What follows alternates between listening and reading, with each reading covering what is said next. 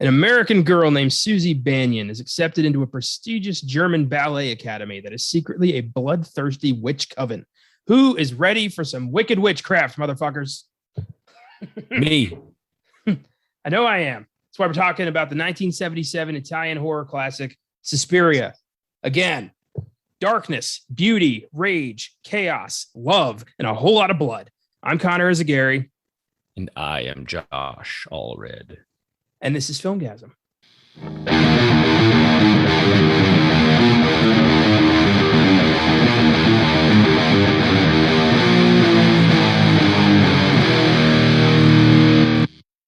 Happy Wednesday, listeners. Welcome to another episode of the Filmgazm podcast. If you're a longtime listener and have a vague memory of hearing my voice talk about Suspiria already, it's okay. You're not crazy.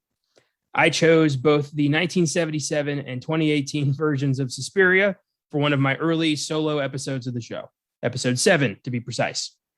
The episode didn't even crest 20 minutes, which is embarrassing for a fledgling horror podcast.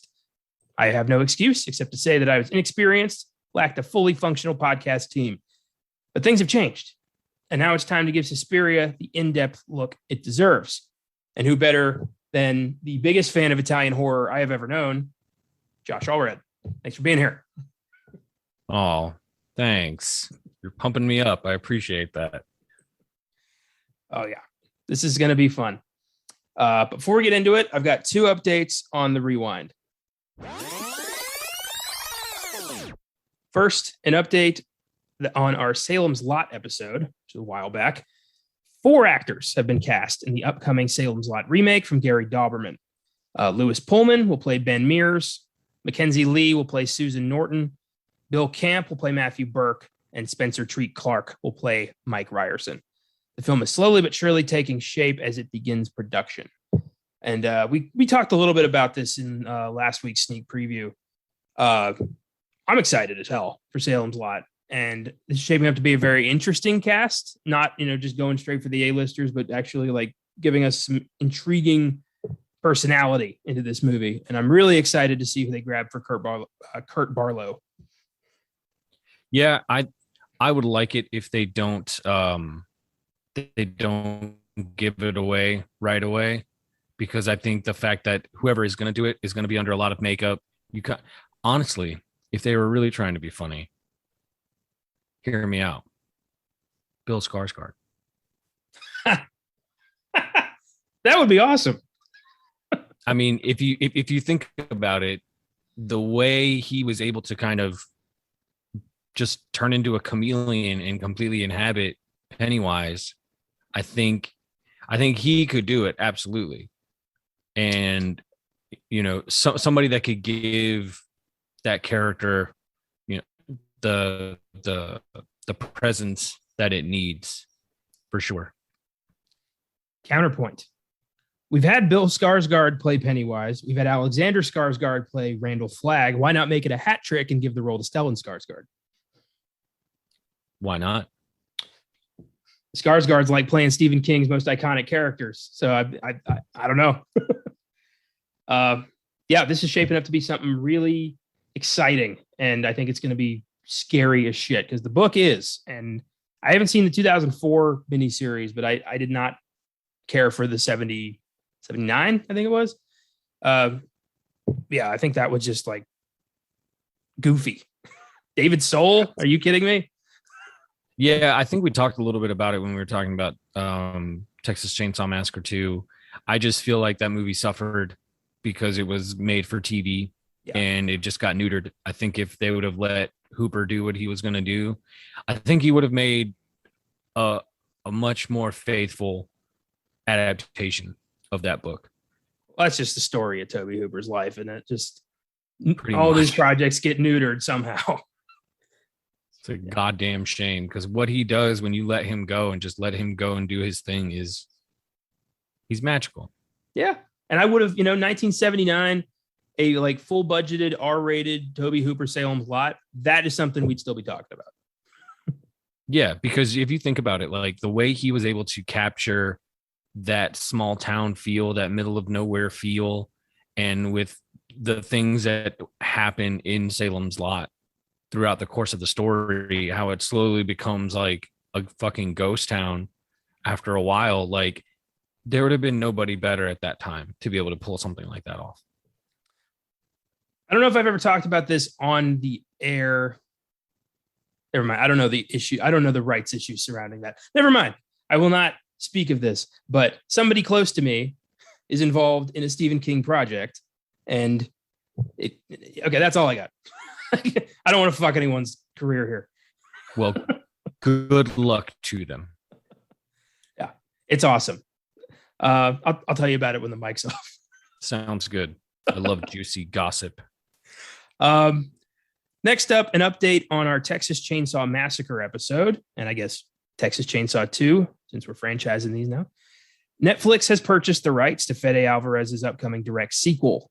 The sequel stars Elsie Fisher, Sarah Yarkin, Jacob Lattimore, and Mo Dunford, and has already completed production, allegedly. No release date has been announced.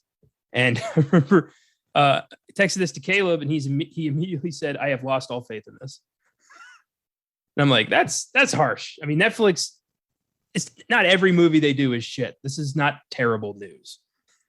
Well, and they have nothing to do with it other than they're landing the worldwide distribution rights to show it. That's it.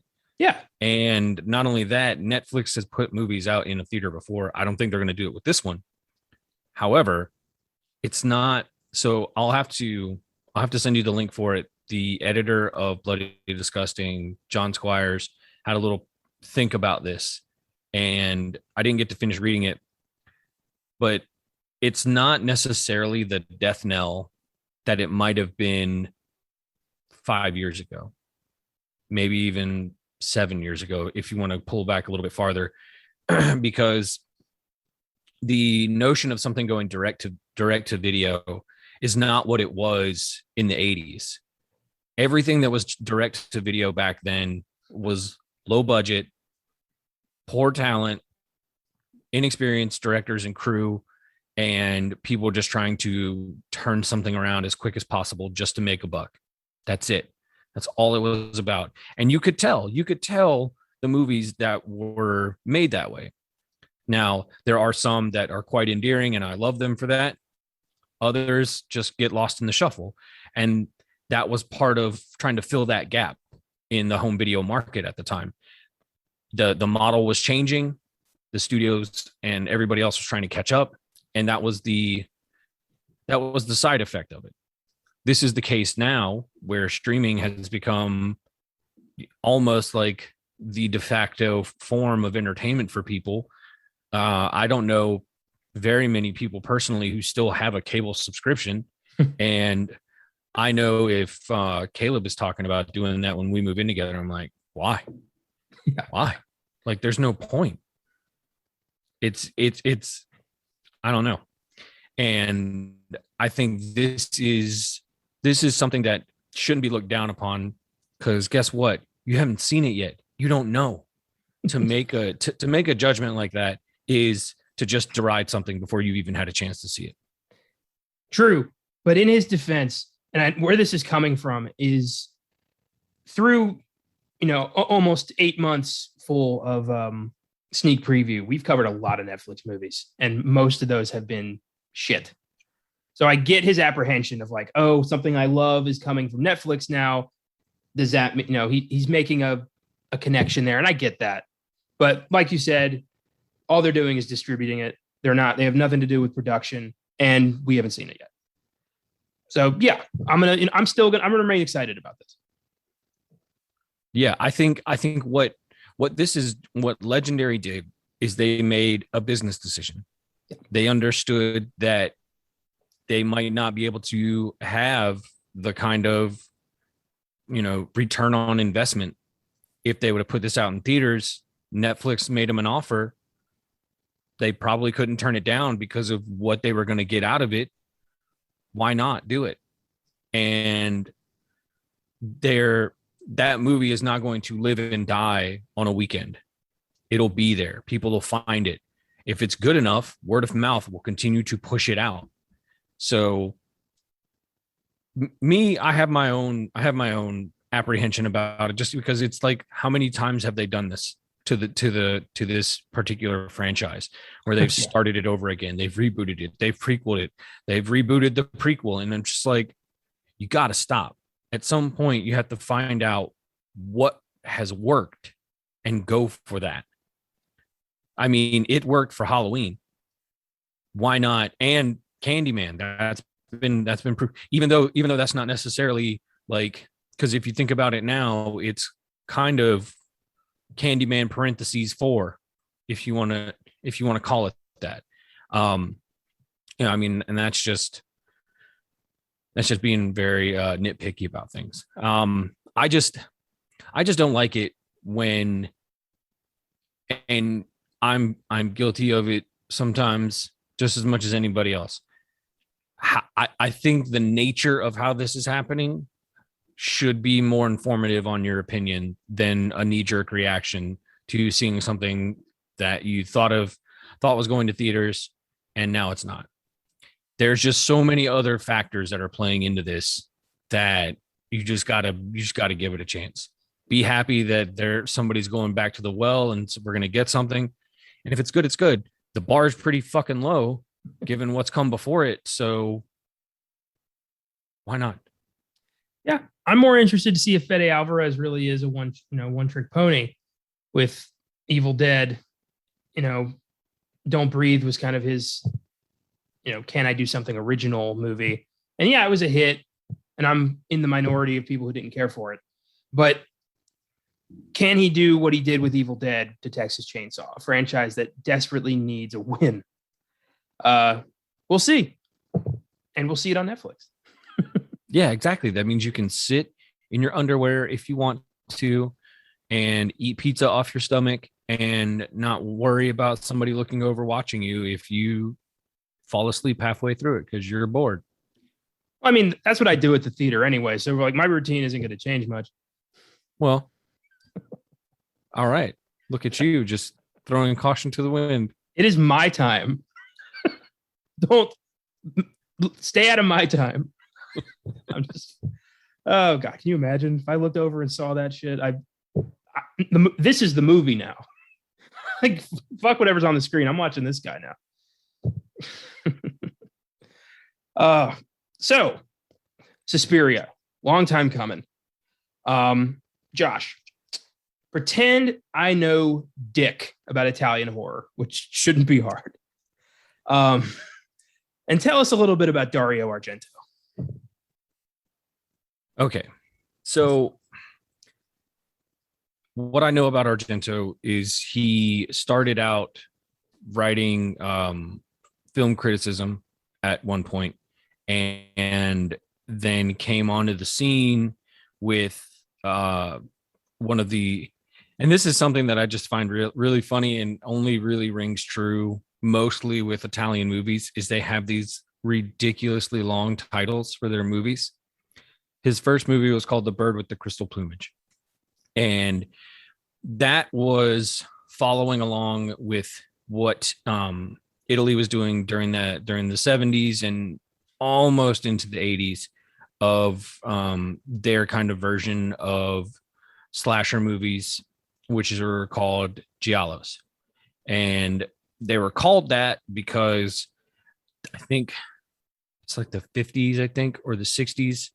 There was a series of just like these trashy pulp novels that were like just really sensational, full of violence and murder and all this jazz.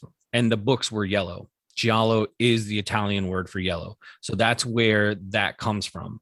And those kinds of stories were made by like Sergio Martino, Mario Bava, one of the most famous ones of that being A Bay of Blood, which a lot of people say that Sean Cunningham ripped off in making Friday the 13th. So get your eyeballs on Bay of Blood and then go back and watch Friday the 13th. The similarities are pretty eerie. That's all I'll say about that. Argento comes and does that, and then he follows it up with, I want to say it's Four Flies on Grey Velvet, and then The Cat o' Nine Tails. And all of these are pretty much standard giallo movies. The killer is often a mystery. You don't know. You see a lot of the killer. The only time you see the killer is when they're murdering somebody. They're always wearing black gloves. These kinds of things always happen. They're very formulaic. Argento is very much all about the artfulness of his shots and the way he constructs his films. It's very meticulous. There's a very famous story talking about Deep Red where he had the script that was it was over 300 pages at one point, Jesus. Which is insane. Yeah. Like if anybody were to come to anybody with a 300-page script, they'd laugh at you. Yeah. Argento had that. And after he did Cat o' Nine Tails, he did this goofy comedy that wasn't very well received in 1974. And then he comes and does Deep Red.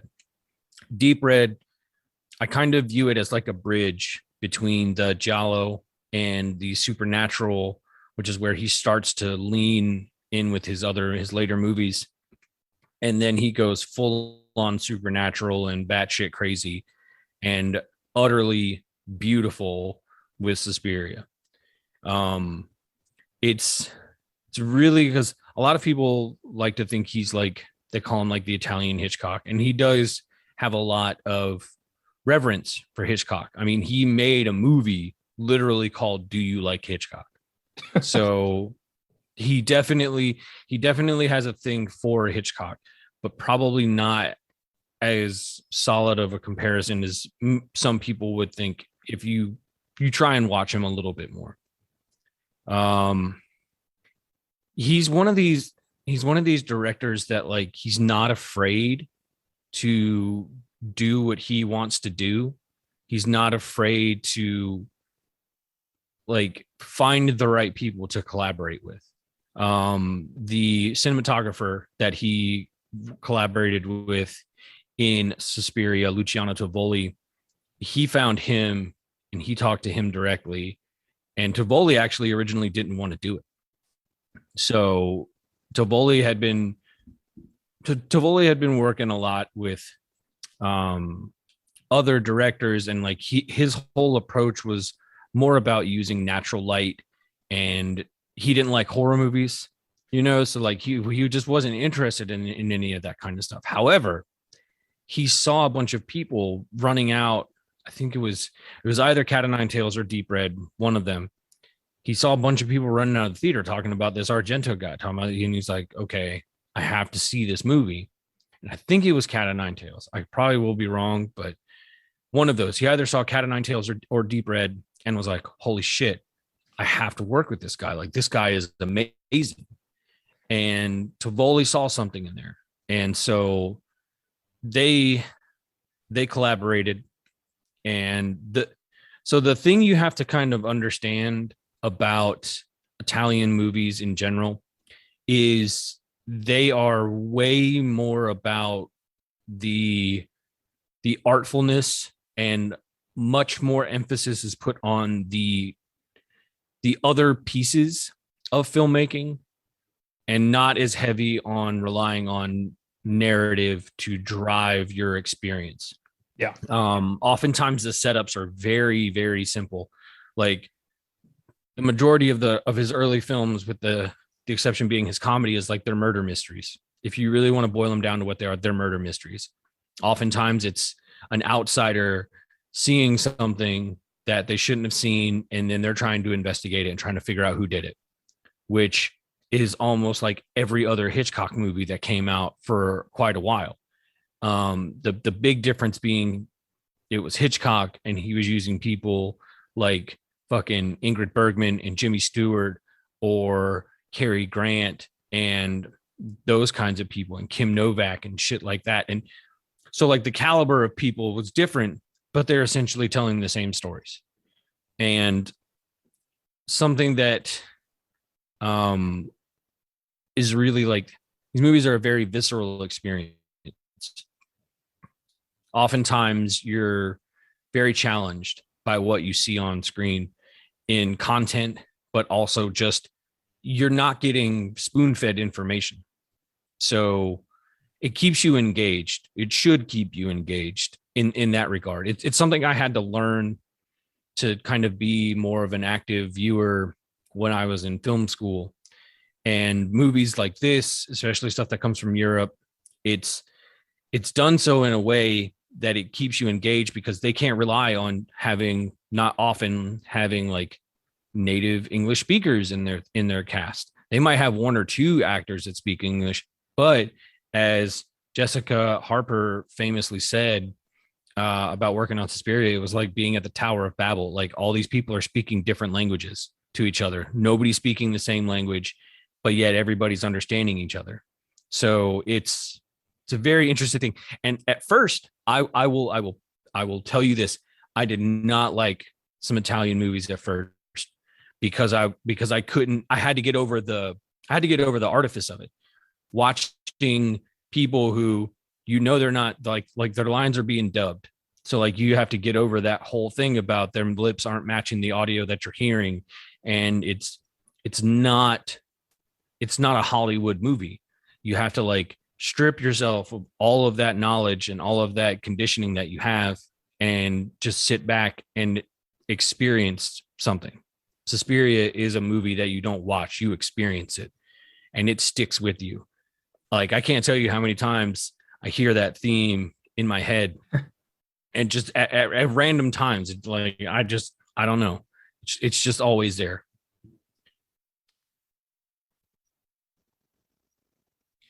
I've definitely seen more Italian films than I have of any other foreign nation, mostly because I'm a big spaghetti Western fan. But, back when we really dug into Fulci, that was kind of my first real deep dive into Italian horror. And I'd seen Suspiria years ago. It was my, I took European film my sophomore year of college, and I begged him to let me do Suspiria as my final paper, but it was like right outside of his window. And he was like, yeah, all right, you seem excited, you can do it. And I didn't have a DVD. I didn't have time to find a DVD. Like this was back when I was like not just renting shit on streaming. I didn't know you could do that. And I found a very grainy copy on YouTube, like a YouTube upload that I watched. And I was like, this is not as great as I thought it was going to be. But that's entirely because I was watching a shitty version of it. Mm-hmm. And then later on, when I bought it, I found a DVD copy and I bought it on a whim. And I'm like, this is gorgeous. Like, this is creepy. This is great. So I didn't do well on that paper because I basically was like, this is not as exciting as I thought. So I regret that. But I like Italian filmmaking. I just like you, I have to get past the wall. I have to just accept the fact that I'm most likely not going to get a very compelling narrative here, but I am going to see some visually striking shit. And with Argento, I noticed like he really does try to have a narrative. Like there is a narrative there. It's just, he doesn't put as much effort into the narrative as he does into with everything else, which is fine. It's his style. But I'm glad you made me watch Deep Red. That was I appreciated the bridge. And yeah. It was good. Yeah, I mean it's one of those things like cuz everything that comes before it is pretty straightforward and it's very much rooted in the real world. And so when the ending comes around and you find out who exactly has been killing everybody, you're like, what the fuck? Like, are you serious? And it never like hints at it at all. It just like, I think the only indication that you get that something really kind of weird is happening is because like a psychic is the person who first felt whatever was going on. And so you're just like, all right, whatever. But the manner in which it comes about is very, very striking. And there are plenty of people that say that that's like Argento's best movie, and I don't agree. I love Deep Red. I think it's fantastic. I think it's also laying the foundations for what happens in Suspiria. I think Argento was making some interesting like decisions, and in Suspiria he just decided to go full bore, and he wasn't held back. Yeah, I agree. But I can see like teases of what he wanted to do in Deep Red, like like the decapitation. What the fuck? That was so cool. A diamond necklace. That's brilliant. And then the whole idea of a killer like attending a psychic seminar, and then the psychic's like, I feel death and murder, and she's like, oh, I gotta take care of that. that could be traced back to me. Like, no, but just I liked it. I did give it a 7. It was the pacing was a little off at times. I droned out a couple times, but better than I expected. I think I like Argento more than I like Fulci.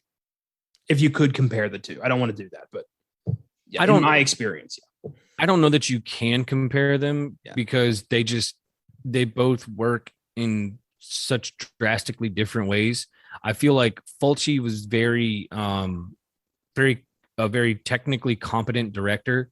He knew exactly what he wanted visually. It's almost like he saw a lot of the movie in his own head, and he knew what he wanted to do with it. Argento can be seen as being a lot more experimental, and I hate using the word as a comparison, but it's the only one that's coming to my head right now. Like, Argento is kind of like a jazzy director. Like, he just improvises. He goes on feeling and intuition. Fulci is like, no, this is what I want, and this is what we will get.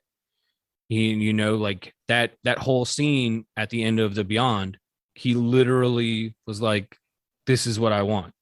And they're like, oh shit, like now we got to fucking make it happen. Now, it happened by accident that they found what they ended up using, but Fulci, like, he's very meticulous and very direct in what he wants. Argento will lean on somebody like Tivoli, who he knows is a very accomplished cinematographer, and to get what he wants out of it. And somebody that he knows that when they're going through the process of printing this thing, that he's going to be in there and he's going to know how to really bring what Argento wants, because they were very much hand in hand when they were first starting out in this. Like, Argento told him about being influenced by, of all things, fucking Walt Disney's Snow White, and how the primary color scheme in that, and the way that it was animated, and I'm pretty sure it was in Technicolor too. It was so stark and so bright and so intense, and that was something that Argento wanted to use. He wanted that. He wanted the lighting to be its own character and to work in its own way, where like the music of Goblin is its own character and it works in its own way to cue you on what's going on. The lighting does the same thing.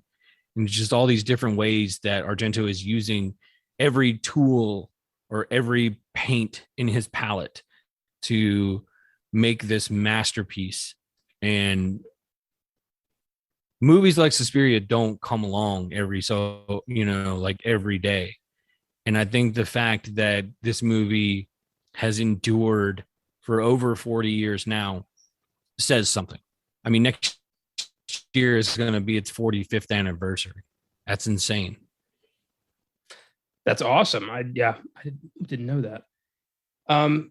But yeah, this film, there's something about this film. It very much feels like it exists in another dimension, like a world that combined, fantasy and horror into some like unholy spawn. I don't know what it is. Every time I watch this movie, I'm more drawn into it. It's so odd. I remember, the whole Snow White thing, that makes perfect sense. It definitely has a similar color palette.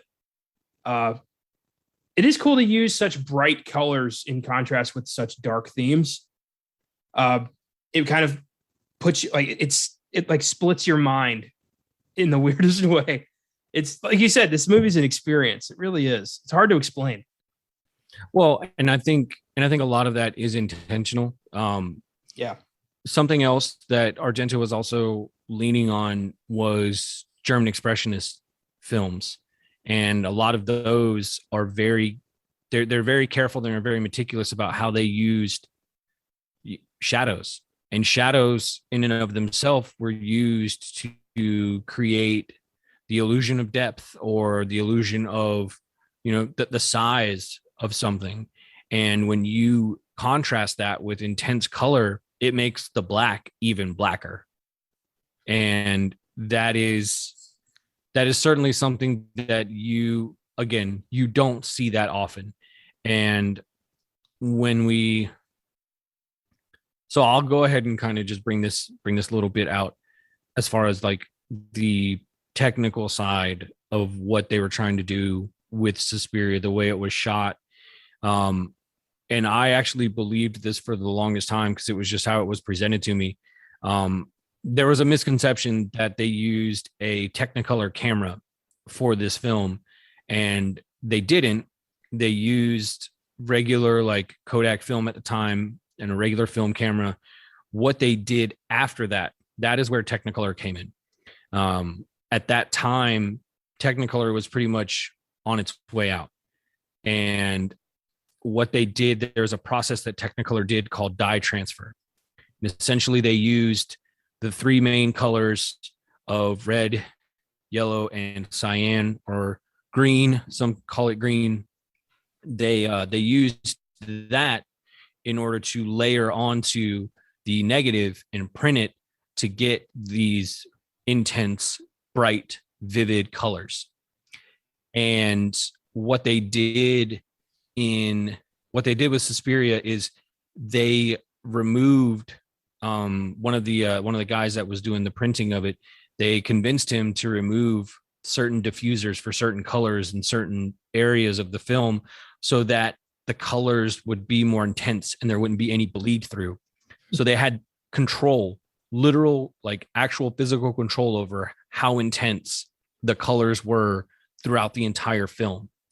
So that when it's red, it's fucking red. If it's blue, it's blue, and there's no bleed if you really pay attention to it. And it was something I noticed the first time I watched it on the Synapse restoration that I have. And then just the other day, I watched it again when I was doing my review, and you see it like it is there. Like there's so much control over all of the color, and it is so intense. It's so vibrant. The scene at the beginning where Jessica is riding with the cab driver and they're going through, and you see these little cones of color, like they are just like shafts, intense shafts of light that are coming out of these little planners, and it's all so like controlled. Another very I don't want to say happy accident because it's just a function of the way the process went, but the way those films were printed, they did not fade in the way that more conventional film stock faded.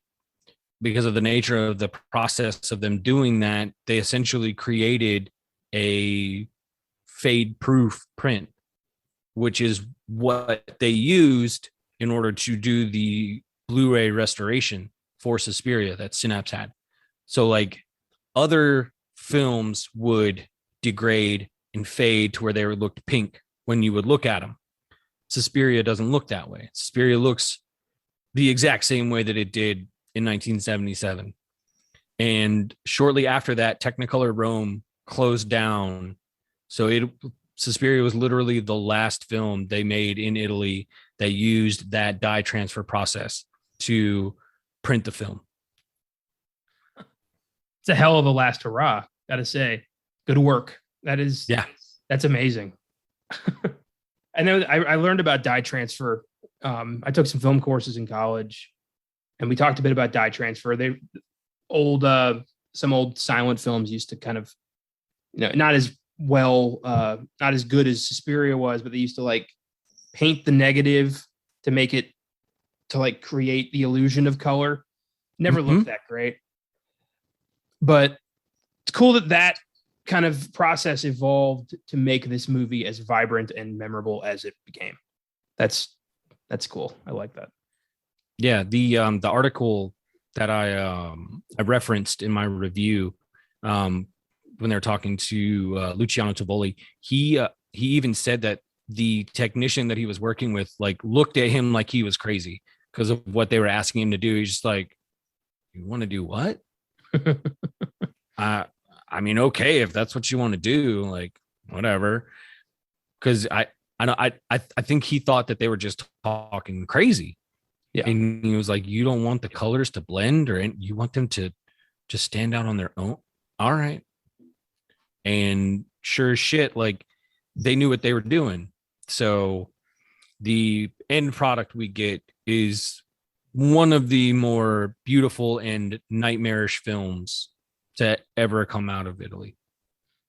Yeah, damn straight. This was my intro to Italian horror.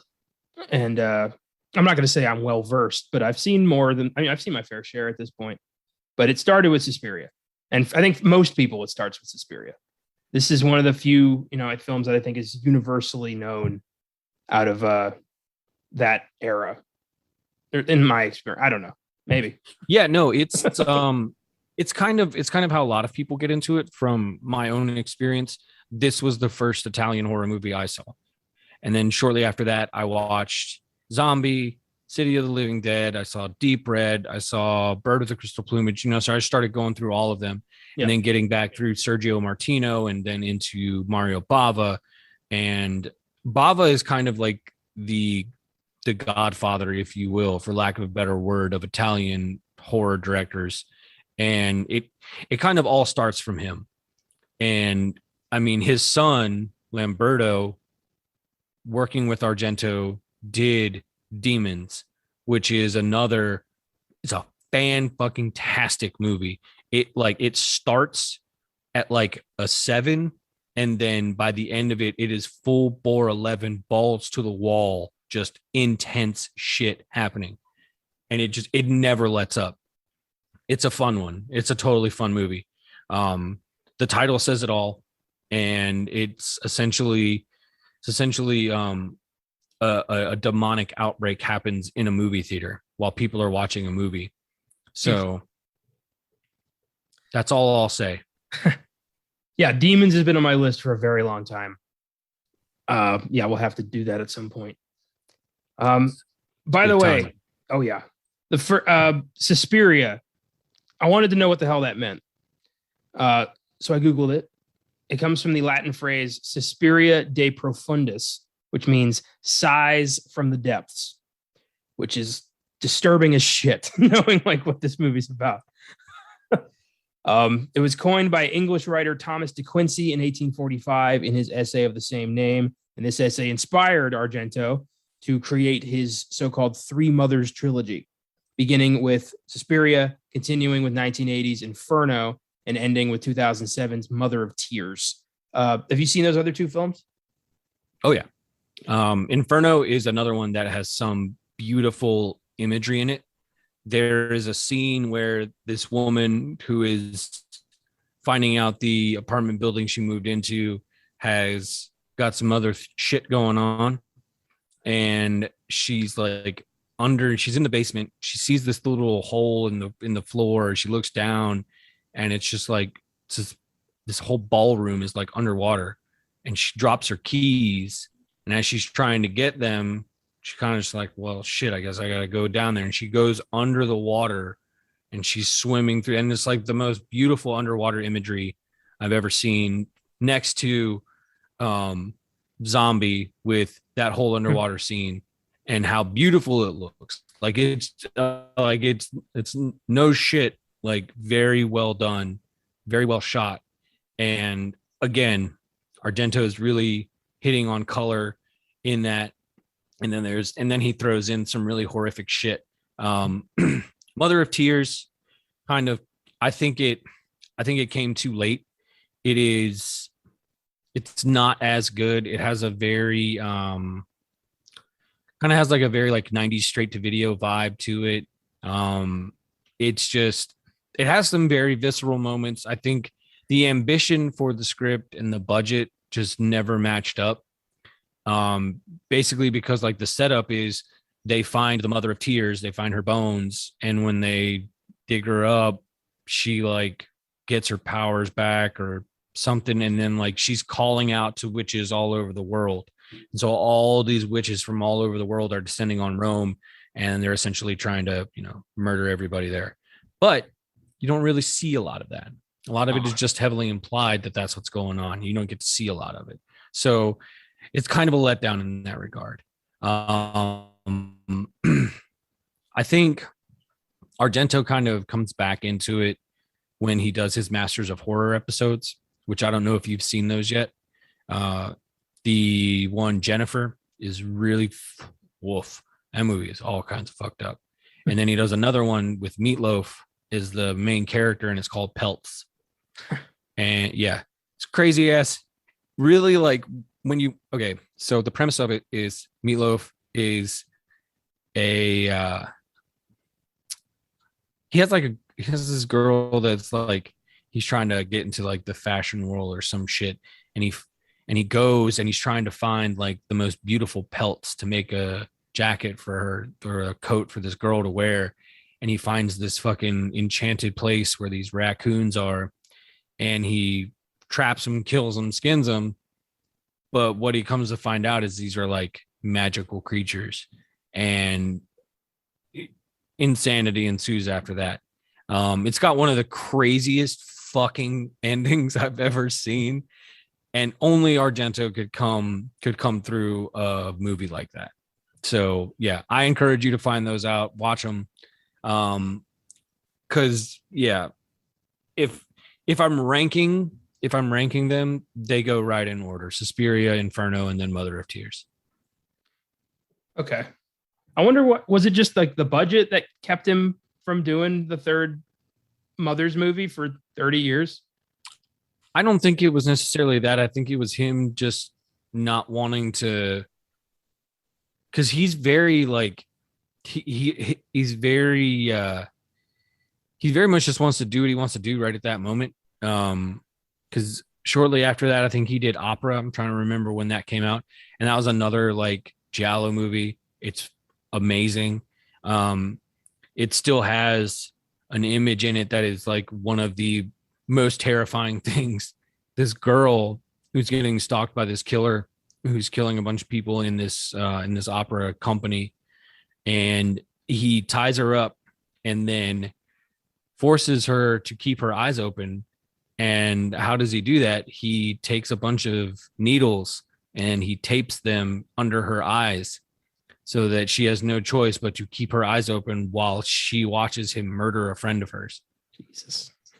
Yeah. Yeah. Sounds hysterical. It's a laugh, let me tell you.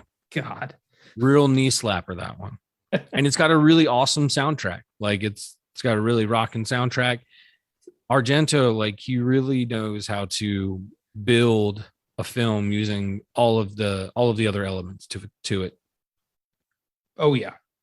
So the film stars Jessica Harper as Susie Bannion. Harper would later cameo in the 2018 Suspiria remake, which we'll talk a little bit about at the end.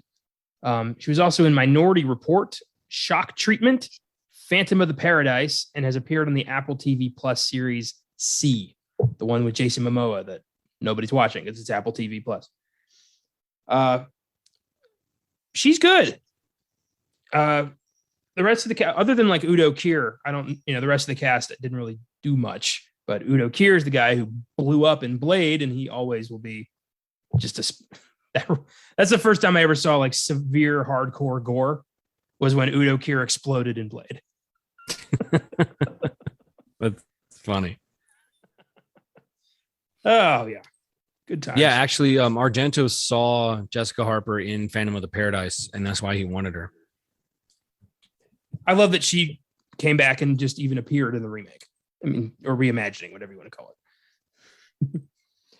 it. Suspiria has an IMDb score of 7.4, Rotten Tomatoes score of 93%. It was very nearly not released in the United States due to its disturbing content. It's the 70s.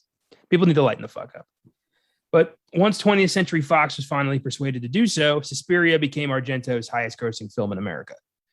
Because people loved it. Because people throughout human history have loved to watch fake suffering.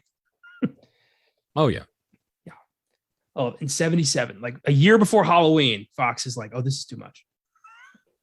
Well, so Fox, because of how well it was doing in Italy, Fox like had to essentially like create a whole department on its own just to handle getting Suspiria to the States. Like, think about that. Like, that movie was doing so well that Fox was like, fuck, we have to make something to facilitate getting this movie here. So that in and of itself should tell you something. And the ripple effect that this movie creates, particularly for a young man at the time named John Carpenter, is immense. Like, he cited Suspiria and Goblin for being quite influential to him. And I think he saw Inferno and was like, I want to make a movie like that. And guess what we got because of it? Prince of Darkness. Like,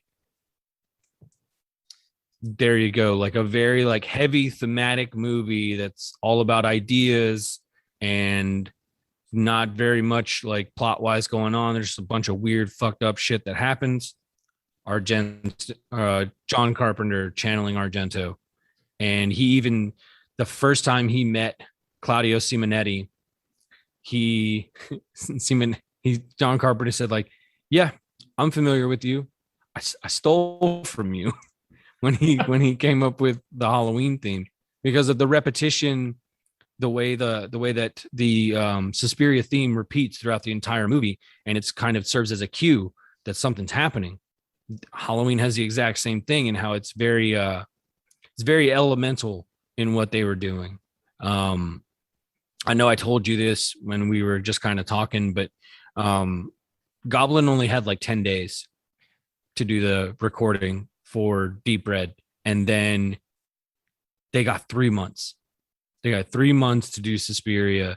And Simonetti was like just doing anything and everything they could experiment. They didn't have samplers, so they had to like create their own tracks of instruments and then layer all that shit together and, you know, use instruments like bazookies, which are just Greek fucking mandolins, and how all of that stuff gets thrown in together.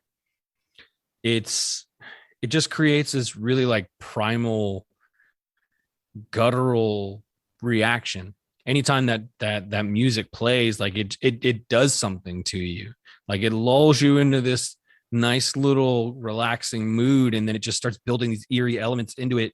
And by the time it's fully hitting you, you're just totally caught in it.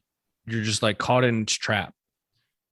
It's like it's the, you know, the backing track for not just like something evil, but evil with a capital E. Like, darkness itself is coming. It's cool. Like, it's implied, you know, in the movie that this ancient force of nature is, you know, the ultimate evil. And the music fits that so well. And in Deep Red, I got to say, the music was my favorite part about the movie. For only 10 days, well fucking done. That is a great score.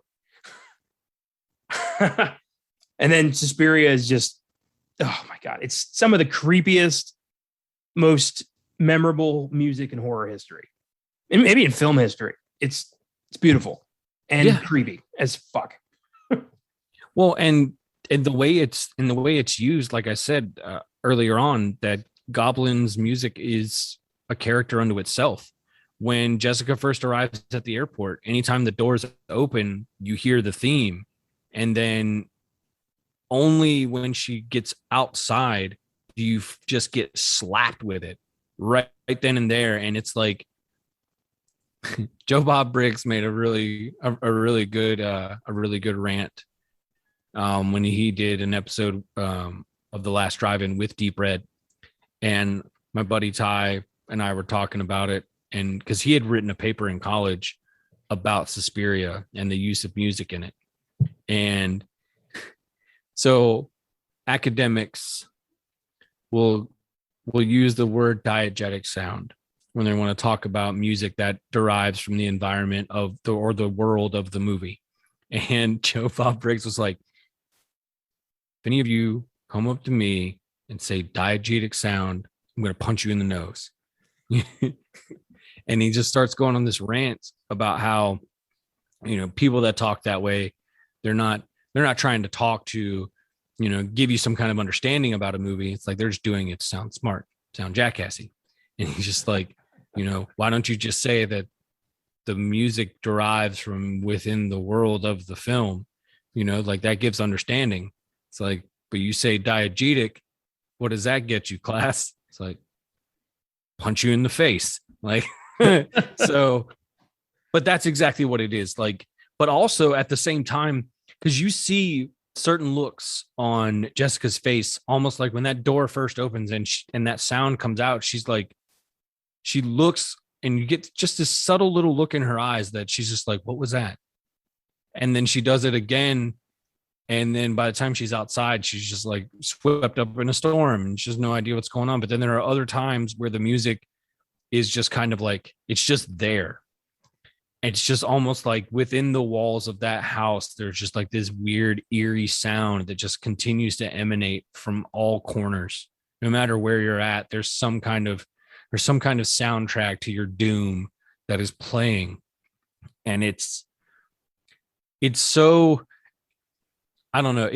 I have so much reverence for this movie because it does so many wonderful things on so many different facets of its construction that you're always going like, holy shit. I find myself saying that a lot when I'm watching this movie. She's like, holy shit. Yeah, it's it's what you hear when you're in hell. It's a portent. It's great. Oh, by the way, this is already way longer than the first episode of Suspiria, the first version. we did it. We did it, guys. We did it. That's my definition of what a long episode has fucking changed. I will tell you that. So let's talk about some high points. I don't have a lot written down here, but there are some moments that I just fucking adore in this film. The opening, our first murder, is considered in circles to be like one of the best death scenes in horror. From just seeing the eyes through the window to just the hanging through the glass ceiling, it really sets the tone of like you're about to see some shit. This is not your grandma's horror movie. Yeah, I mean, Argento famously said that he wanted to start his movie the way horror movies end, and he wanted it to just kick you right in the teeth. And even then, like, so you want to talk about narrative?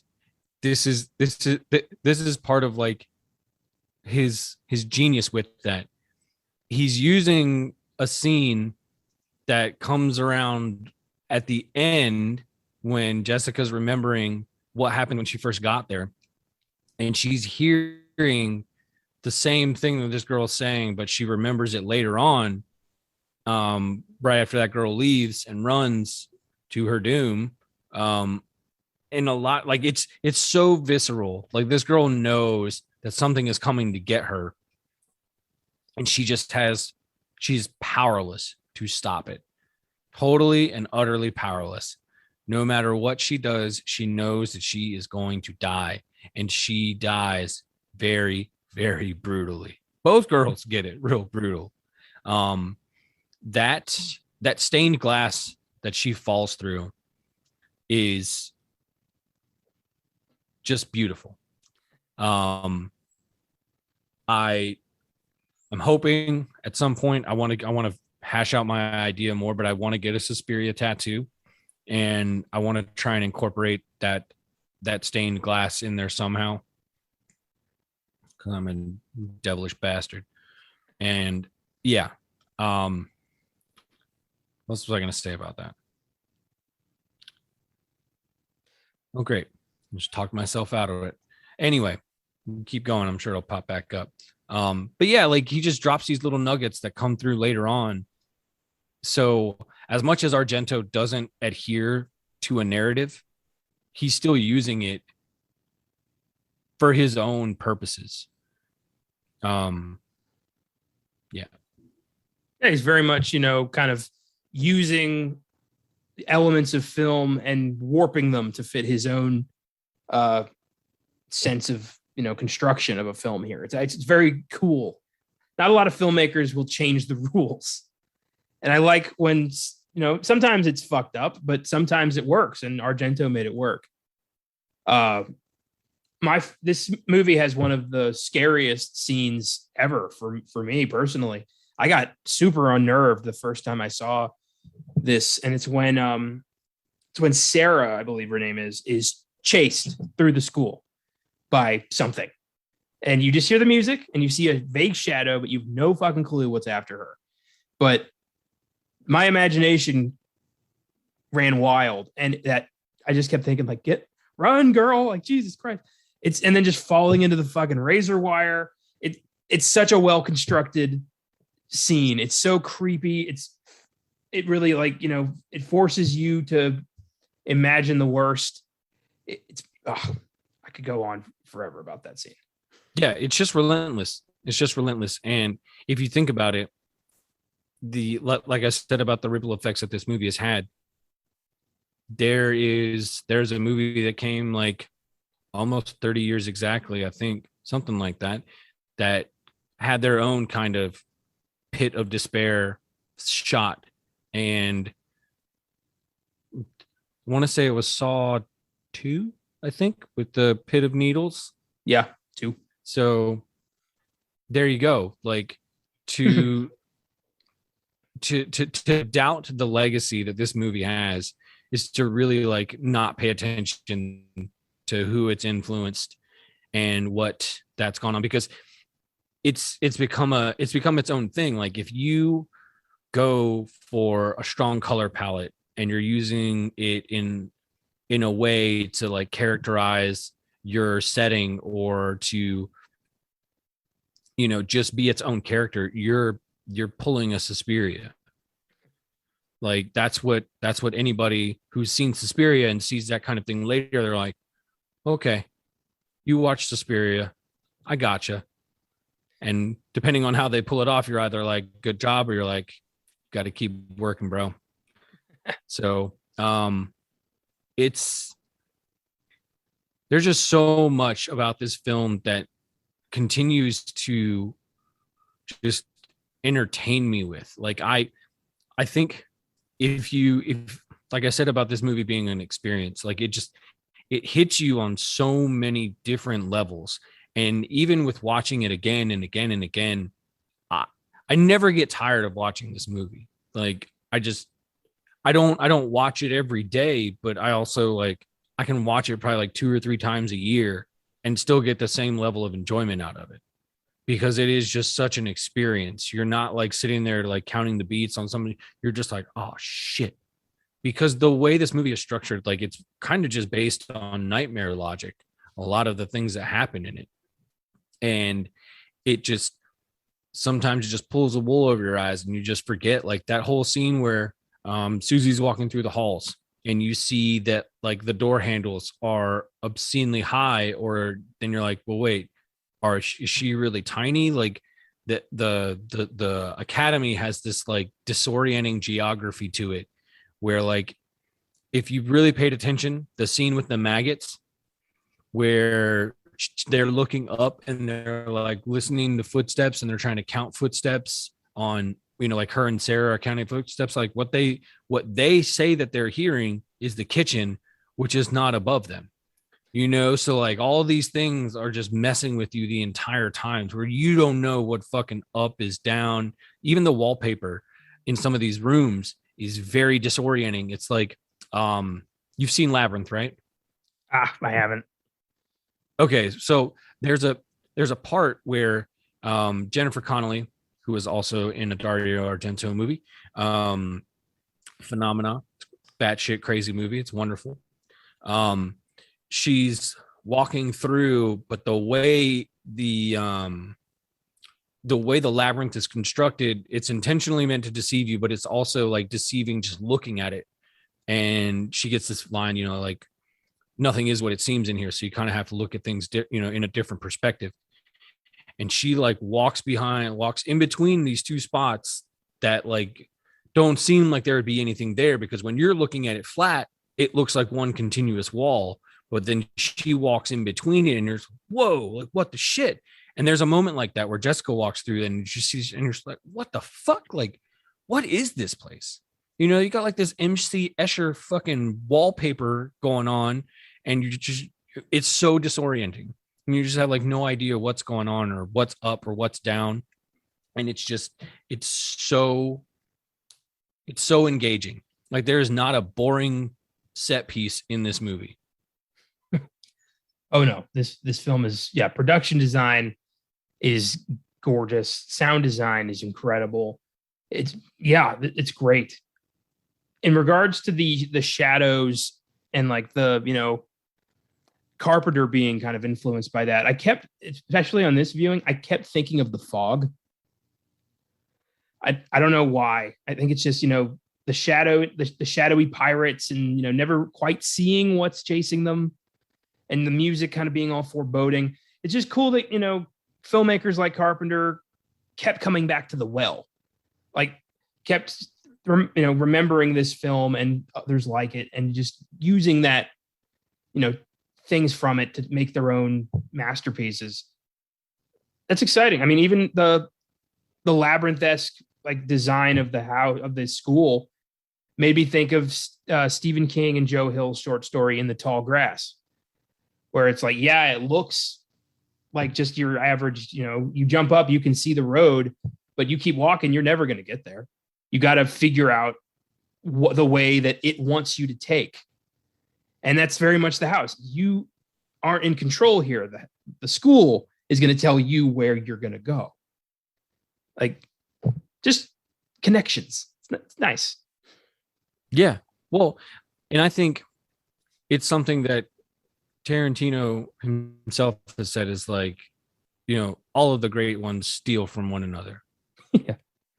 You know, like you can't pretend that you're coming up with a new idea if you are literally like ripping. So if you're going to rip somebody off, at least do it in a way that calls attention to it, but you're also going like, yeah, see, I know my shit. So go ahead and fucking say something. I'm saying something right now. So fuck you. I'm already calling myself out. It's like the thing about the visuals in this kind of call back. And I was reading an article and somebody brought it up. I was watching a documentary from the special features. That's what it was. And somebody brought up an Italian director that came early on. He was very avant-garde. His name was Pier Paolo Pasolini. And he came from this weird, really like polar opposite background. His mother was an artist and his dad was in the Italian army. He's a very fascist, right-wing leaning guy and very, very religious. And his mother was like the exact opposite. And it was through these people that he like had this really weird way of approaching art and painting and then later film.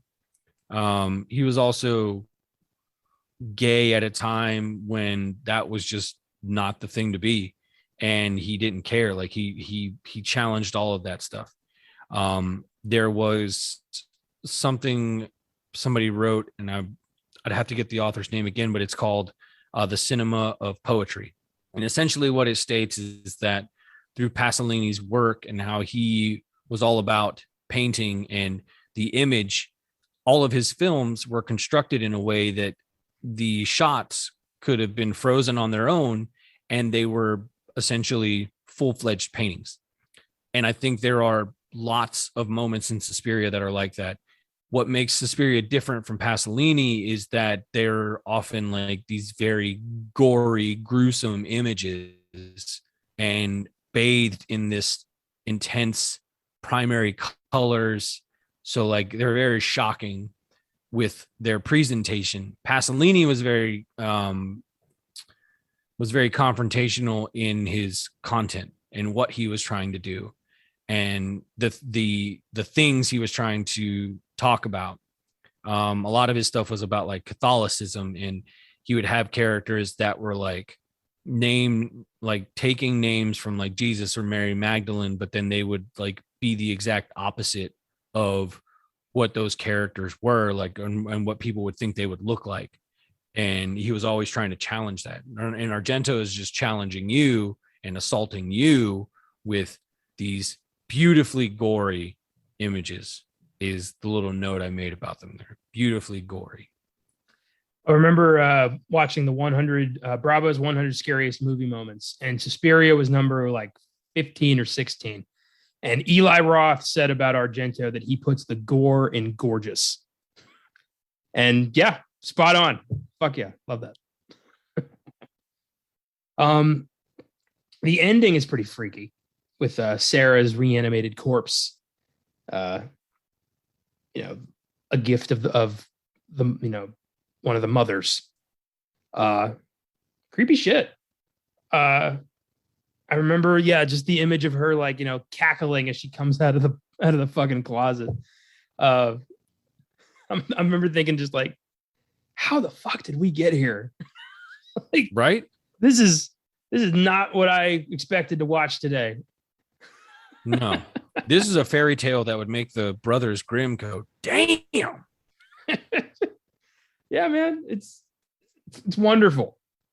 It's one of those, I love talking about, especially this comes up on Oscar Sunday a lot, game changers, films that changed things, films that showed the way, like the full scope of what you could do. And I think Suspiria falls under that umbrella. I think just, how inventive Argento was on every aspect of this production. And then the influences that would come from this film. I think I'm labeling it a game changer. Straight up. Yeah, no, you won't get any arguments from me in that category. Just because of everything that he was doing, he was taking risks, and he was not afraid. Like he was just going for it. He had these ideas. I think something else that is very worthwhile to note is that this was also the beginning of his collaboration with Daria Nicolodi, who was his girlfriend. She's also the mother of Argento's daughter, Asia. So, not the least of which, like, she's part of that family. And she was also very influential in her own way with the genesis of Suspiria, because a lot of the school setting came from her and stories that her grandmother would tell her, and how she like studied at this place that was teaching little girls about the occult and all this stuff, and these weird stories that she would tell her, that all the girls thought that, there were witches running the school and all this shit. And, Argento takes that idea and he runs with it on some of the stuff that he had even been studying himself and asking people about black magic and all of this stuff. So like you get these two together, and it also serves as a turning point, because the majority of the cast in this movie is female. Like a lot of the main characters are females. Argento inaccurately, but also famously says there's only 3 men in the movie and all of them are missing something. One of them is blind. The other one is mute and can't talk. And then the other one is the only boy dancer at the academy, and it's heavily implied that he's gay. So like, but then you're forgetting about the taxi cab driver, Udo Kier's character, the doctor that puts, so like very inaccurate. I understand I understand what he's trying to say is like the people that are like involved in the house. There's only 3 men in that whole house, and each one of them, is not a complete man, if you want to label it like that. So I'll go ahead and use this as a jumping point to talk about one of those characters getting their comeuppance, and also how it takes a place that has its own dark past and then uses that to great effect, but also the sheer amount of work that went into that is mind-boggling. And it is when Daniel is walking through that square, which is called the Königsplatz, and that was a place where Hitler had a lot of rallies with Nazis. So right off the jump, he's using a place that was, a jumping off point for the Nazis. And it's all of these giant wide shots where you see him like fucking 2 inches on the screen. He's just this tiny thing. And he starts to hear something coming around him. You hear the Suspiria theme playing again. And you as the viewer, you're like, oh shit, something's about to happen. Something's about to happen. And he's constantly looking up and looking around him. And I think at one point something is on one of the buildings. And then when it goes back, there's like nothing there. And you're like, oh shit. Some of the shadows, is that a witch on a broom or, whatever? Like, you don't know because you can't really see. It's so vague and it's happened so fast. And then Argento pulling a Hitchcock and having you intentionally looking up, but then the danger comes from fucking right beneath you, that somehow it gets into his dog and that dog fucking rips his fucking throat out. And it's just such a great example of using every tool and using every manner to get that done. It took them, I think, like 2 or 3 weeks to figure out how to light that spot for that scene. Because think about how huge it is. You literally have to be so intentional with the types of lights, where they're going to be at, and then make sure that you're getting coverage for all angles that you're trying to use that. And Argento just on a whim figured out how to get a camera to do what he needed it to do. And they essentially just ran it on a fucking wire, a big steel wire. They ran this camera through on the wire to get it to like fly the way he wanted it to. It's all just having a problem and coming up with a solution right there. And that definitely speaks to his improvisational instincts and how he was always willing to take a chance. And this is another reason why I say that this is Argento's, like, I don't want to call it his peak. I want to say he's operating like he's firing on all cylinders in this movie. Like every decision he makes comes off. Every chance he takes, he hits a fucking home run. I remember thinking, this is weird that this is the second Italian horror film I've seen where a blind person gets ripped apart by their dog. Because that happened in The Beyond as well. I just remember thinking, like, is that a thing? Does that happen a lot? Like, is that going to happen again? I don't know. Somebody's getting something ripped out, whether it's by a dog or by a person. It's going to happen one way or another. Absolutely. There any other scenes in the film you want to spotlight? Anything else you'd like to say about Suspiria? I mean, we've kind of just been talking a lot about it, just all over the place. I think again, like we've found ourselves with a movie that this is a movie for me that lives up to its hype. Like its legacy is definitely earned, and I've showed this. I think I've only had one person, and that's probably because this just wasn't their kind of thing, that didn't like it when they first saw it. And I've showed this to people who I've talked about it to, and they've seen it and they're like, oh my God, this is the most beautiful thing I've ever seen. And I can't believe I'm just now watching it. I'm like, hey, look, you found your way here. That's all that matters. That's what I said to Caleb when he watched it. I was like, you're here now. That's all that matters, man. We all make different journeys to the destination. Exactly. I don't care what path you take. as long as you make it. That's it. That's all that matters. That's all that matters. I might playfully jab you every now and again, but you know, only willful ignorance will get, or a willfully like ignoring something and not wanting to watch it because you're too fucking cool and you don't want to, like, then I'm gonna make fun of you because you're a fucking idiot. Yeah. If I just said it straight up, like, we're not doing Suspiria because I don't like Italian movies. Like, fuck that shit. Yeah. Gotta open your mind. Life's more fun that way, especially when it comes to film. Here are 3 Filmgazm facts. Number 1, the woman playing Helena Marcos was not credited. According to Jessica Harper, she was a 90-year-old former prostitute who director Dario Argento found on the streets of Rome. Just, you look weird and ugly. You want to be in my movie? I wonder how much she got paid for this. I don't know, but think about this. How good was she to be 90 years old and she retired from prostituting? Or maybe she was working still. Who knows? It said former prostitute, but we don't know when that retirement happened.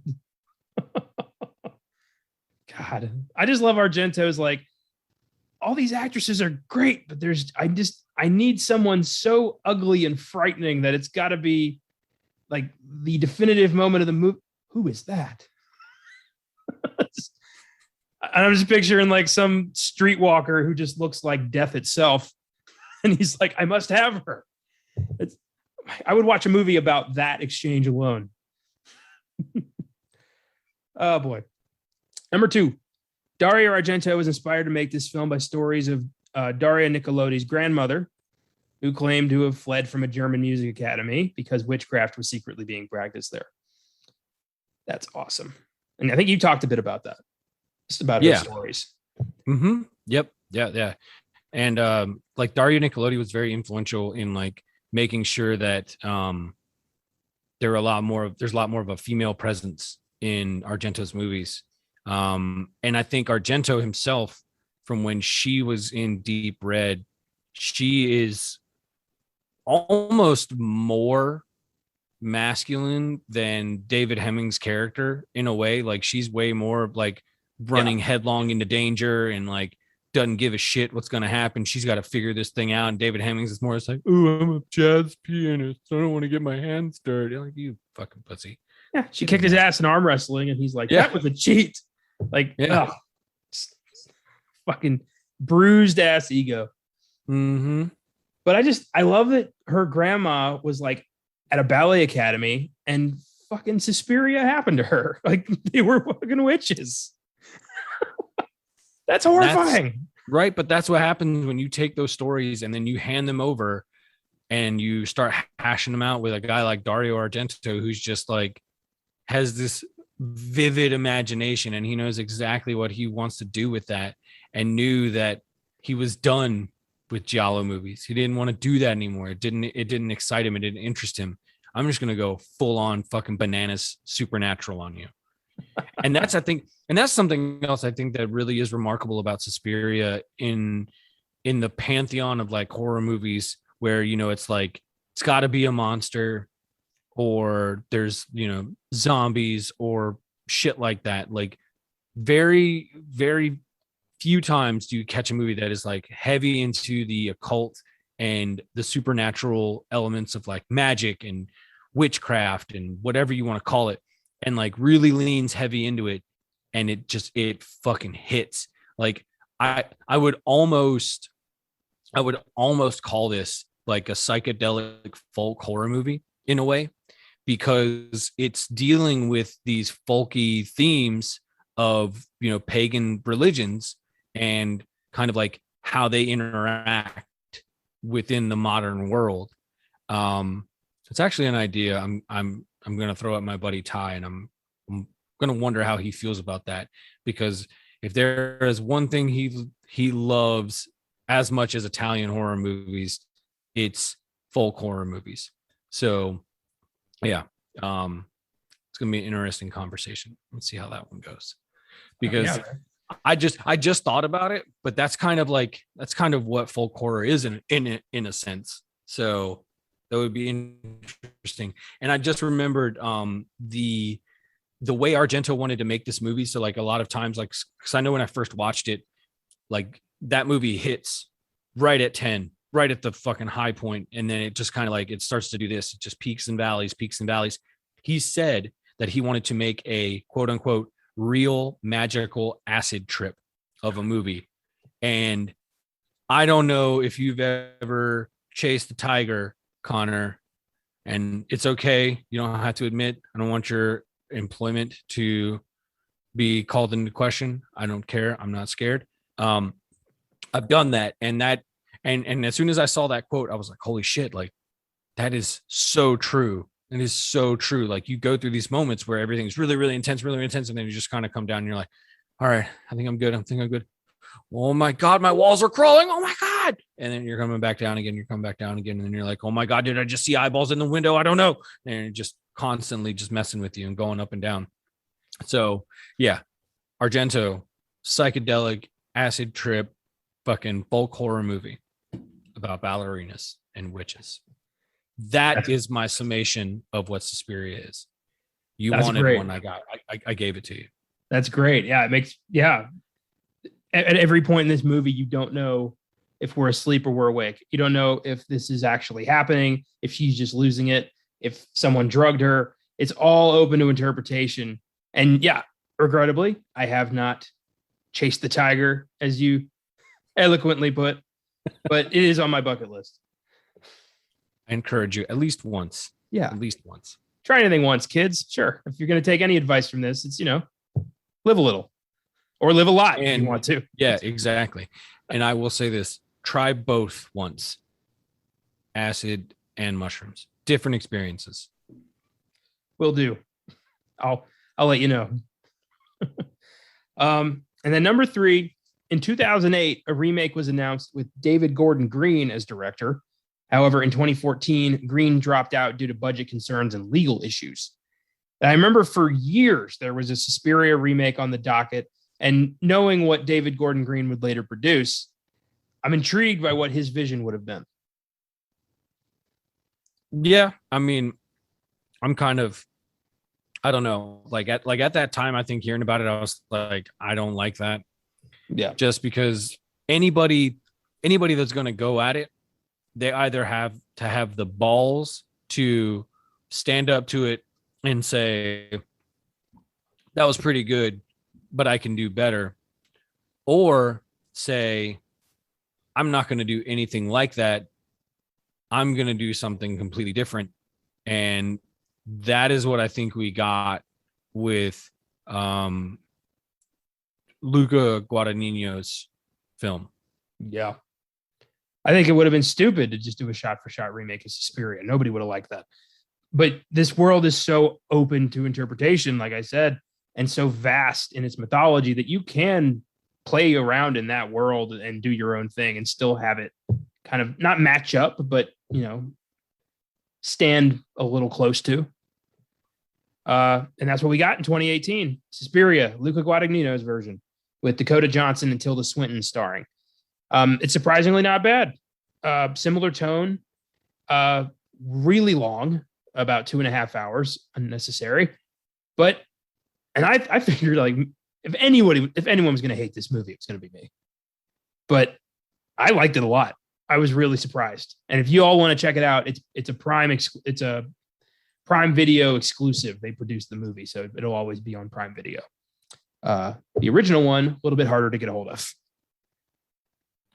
Yeah, I would say if you can try and track it down, I'm not 100% sure if Synapse, I think they have like a standard release of it, of their Blu-ray of it, unless their rights for it have lapsed and they don't have it anymore.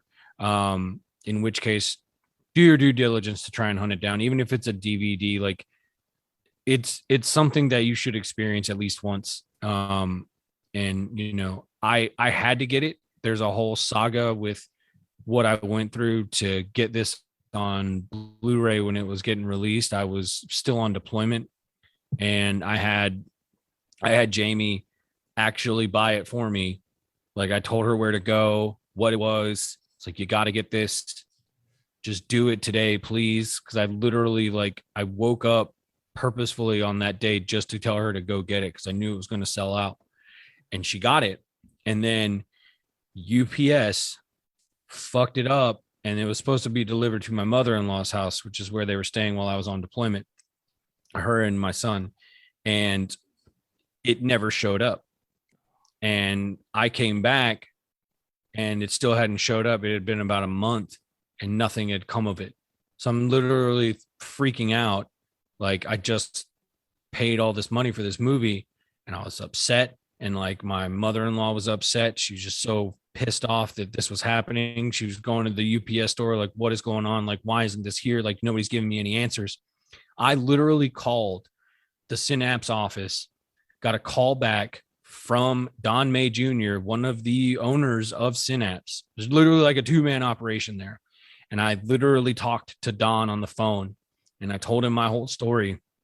And he was like, okay, look, keep your mother-in-law on it. See what you guys can get out of it. Call me back in a week. If that DVD doesn't show up, I will give you my personal copy of it. I always keep one of any of our releases for myself. He's like, you tell me that it doesn't show up and I will send you my personal copy as a thank you for you doing what you do. And I didn't really want to like pull that card, but I only did it because it was relevant to my story. And for him to even go that far to want to do that, I was totally floored. And I let him know immediately that it came and I had it. And he was very excited and happy for me. But I was also like, look, you didn't have to offer that to me. You could have easily just been like, look, dude, you're going to have to get the standard edition. We'll refund you, blah, blah, blah, whatever. But he didn't. And that is like, that was a moment where I was like, wow, like, people that really love these kinds of movies are some of the best people to know, because they will do whatever they can to help you out and get you the thing that you want. And to this day, like, anytime I see that movie on my shelf, I think about that story and I think about Don May Jr.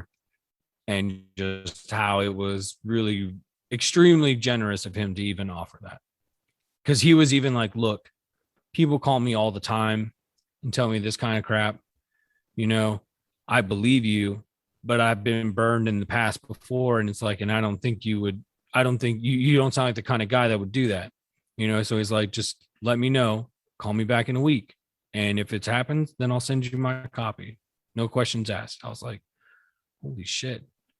And I think I might have said like, thank you, like 18 times after that. Just totally floored by that. So yeah, that's another reason why like this movie is so special to me. It's like, I was halfway around the world when that thing was getting released and I'd been tracking it for months, and to know that I got it and then to go through that agonizing situation of terrible UPS service and to finally have it is just such a relief. That's an awesome story, man. That's really cool. Yeah, I don't have a story behind my acquisition of Suspiria. I walked into a Half Price Books. I saw it in the foreign section and thought, ooh, and then I left with it. That's my story. Yeah. But I like how, you know, you mentioned that like the people who like these movies are just solid people. And that's true. The horror community really, like, on all levels, is incredibly supportive of each other. It's a really neat thing. No other genre of film has that. It's so cool.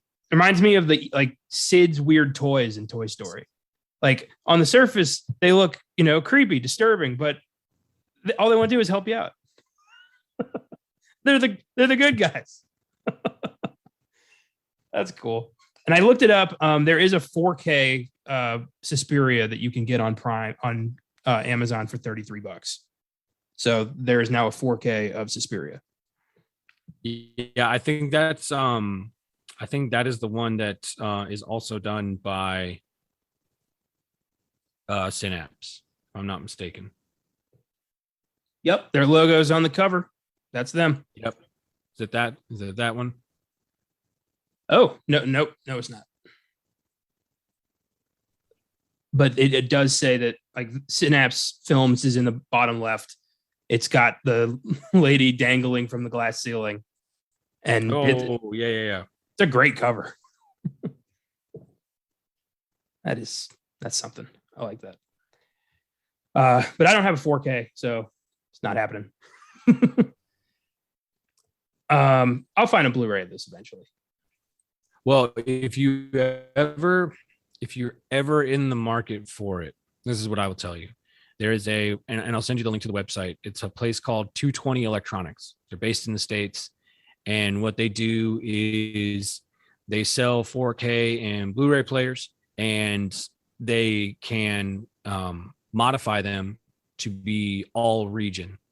So you could literally have a 4K Blu-ray player and then buy anything from anywhere in the world, because sometimes there's stuff that doesn't get US releases, and you can go through some of these other shops that sell imports of things and you can pick up movies. So I think I had been telling Austin about it for a while, and I think he went and got one. It levels the playing field. I'll put it to you like that, because then you're just not limited to whatever.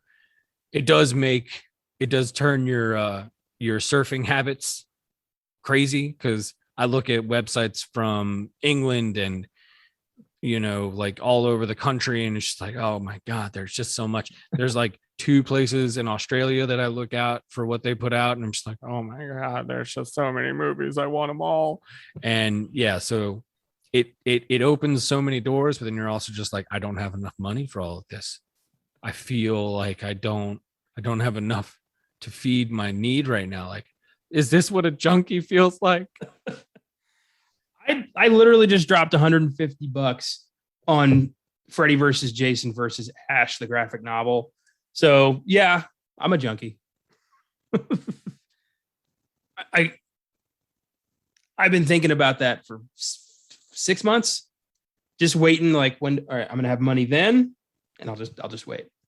Like, but yeah, it's this whole, we're junkies. It's there's no other way to put it. We're fucking film junkies. Yeah, and I'm okay with that, because I'm not gonna.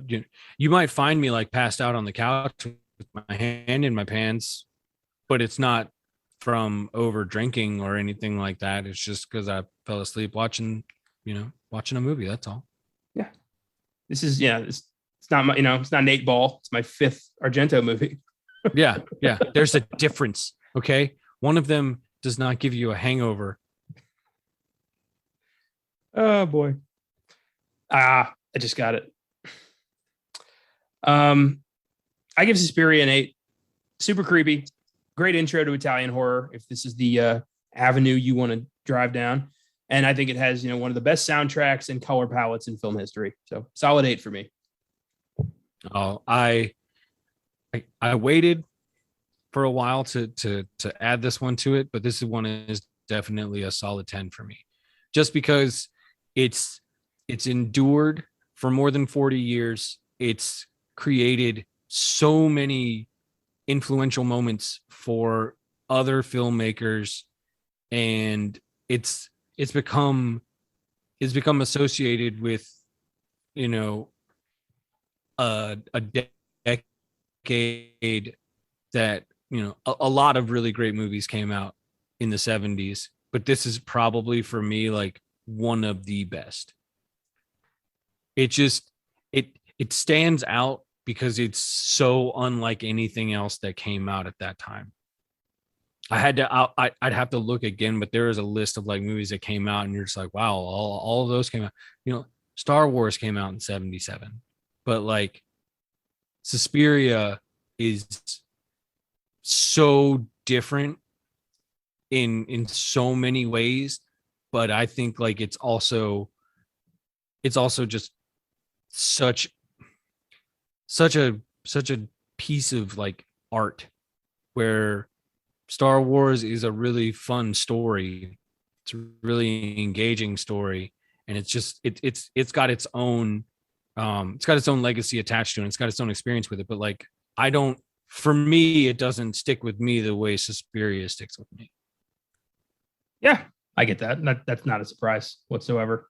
But yeah, figured to be a 10. This is one you've wanted to do on this show for a while, and I'm glad we were able to dig into this. I hope this deep dive into Suspiria was better than the last one. I think so. Thanks for listening, everybody. I'd like to thank my awesome team, Austin Johnson, Caleb Leger, and of course, Josh Allred, for helping me churn out content we can be proud of. This is awesome shit. Yeah. Yep. And I will take this moment to say, like, if you guys are enjoying the things that we're doing, the things that we're saying, or if there are things we're not saying and you want us to talk about them, you can email us filmgazm@gmail.com. You can also interact with us on Instagram at Filmgazm, Twitter at Filmgazm. You can also find me on Twitter at Zombie Killer. That's Z0MBKLR. And yeah, I mean, hit me up. I'm always up for a conversation. You can find our videos on YouTube as well. The shows go there. We're all over on most of the podcasting apps. I use Spotify because I pay for it for other reasons. But yeah, hit us up, say hi. We won't bite, I promise. Yeah. And if you want to throw a little green our way, you like the show, you want the show to succeed, you want to hear, movies that you like, feel free to, sponsor, we love that, $1, $5, $10, whatever you want to throw at us on your podcasting platform. There's a little thing that says, sponsor this episode, or sponsor this show or something. And we would be eternally grateful if you want to, help us continue to make this as badass as we like to think it is. Oh yeah. I've had nothing but good times since I started doing this. I've said it before that this has been pretty much, checking off a big box for me in being able to talk about horror movies in general, and also getting an avenue to write about them. And that's something I've been wanting to do for years, and I'm doing it. I love it. Thank you for bringing me in to the fold, so to speak. Yeah. I don't know where else I was going with that, but absolutely, man. It's my pleasure. This is the best. I was tired as fuck before we started, and all my energy's back. So yeah, this is the best. Next week, we're beginning a new cycle of choosing movies. New way we're going to pick the films. We're going to be choosing in cycles of 5, with each of us 4 choosing one film per cycle, with the 5th being chosen from the book of Filmgazm, which is our endless list of potential episodes. So, Josh gets a pick, I get a pick, Caleb gets a pick, Austin gets a pick, the book gets a pick. And we're just going to jumble around it, make a cool schedule, oh, this would be fun for after that. And then just once we're all up, we pick 5 more. That's how we're going to do it from now on. And next week is Caleb's pick.